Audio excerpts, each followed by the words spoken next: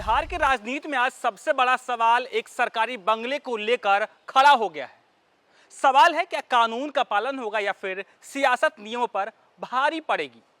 पटना के चर्चित 10 circular road स्थित सरकारी आवास को खाली करने के लिए पूर्व मुख्यमंत्री विधान परिषद में नेता प्रतिपक्ष राबड़ी देवी को भवन निर्माण विभाग ने 15 दिनों का समय दिया था। आज वह समय सीमा समाप्त हो रही है। सरकार का कहना है कि राबड़ी देवी को नेता प्रतिपक्ष के रूप में 39 हार्डिंग रोड स्थित नया सरकारी आवास पहले ही आवंटित किया जा चुका है।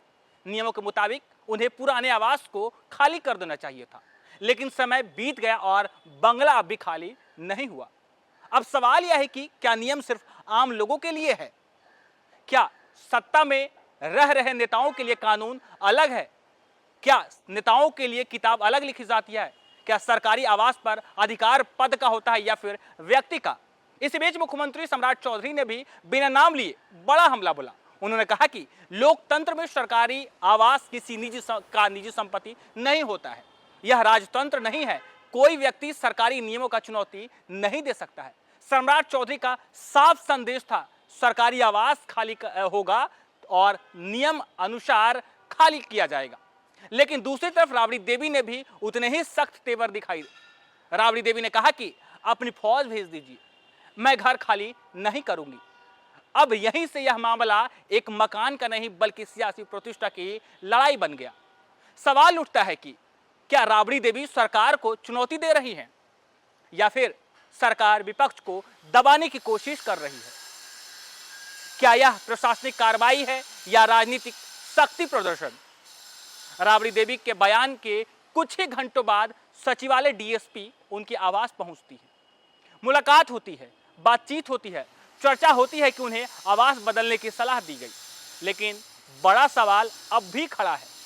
आज समय सीमा समाप्त होने के बाद भी 10 सर्कुलर आवास खाली नहीं हुआ है। क्या प्रशासन के नोटिस के बाद भी अब जिस तरीके से कार्रवाई दिख रही, क्या जबरन प्रशासन अब खाली करवाएगी? अगर बंगला खाली नहीं हुआ तो क्या सरकार की शक्ति सिर्फ बयानबाजी बनकर रह जाएगी?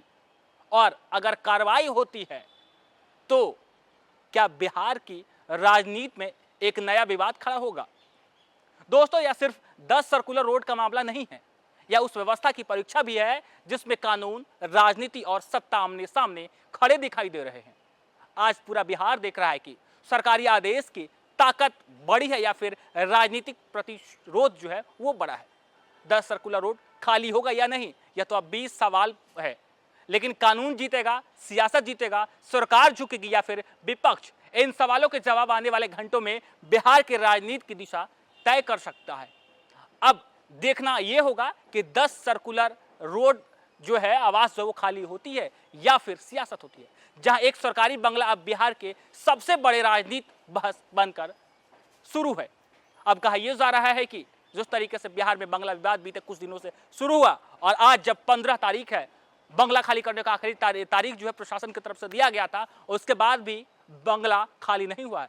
अब देखना दिलचस्प होगा जिस तरीके से बिहार के मुख्यमंत्री सम्राट चौधरी ने कहा था कि कानून सबके लिए है, लोकतंत्र है, नियम का पालन करना होगा और बंगला नियम अनुसार जो है वो खाली करना होगा। लेकिन राबड़ी देवी अड़ी रही। और अब देखना दिलचस्प होगा कि क्या पक्ष जीतता है या फिर विपक्ष राबड़ी देवी किस तरीके से कानून को चकमा देते हुए आज भी 10 सर्कुलर आवास खाली नहीं करेंगी। पूरे बिहार की निगाहें आज 10 सर्कुलर आवास पर टिकी है। फिलहाल के लिए इतना ही। आप देखते रहिए न्यूज़ 4 नेशन।